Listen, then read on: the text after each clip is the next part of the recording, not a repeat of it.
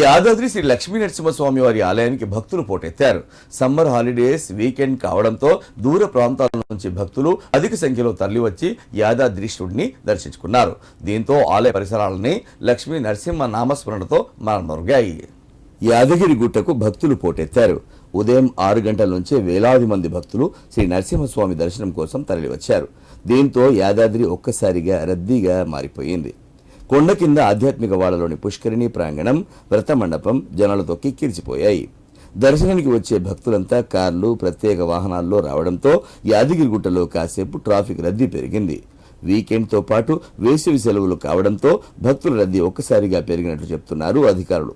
రద్దీకి అనుగుణంగా అన్ని ఏర్పాట్లు చేశామని, మంచినీళ్లు అందుబాటులో ఉంచామని, ప్రసాదాలు సైతం ఎక్కువ సంఖ్యలోనే ఉన్నాయని స్పష్టం చేశారు.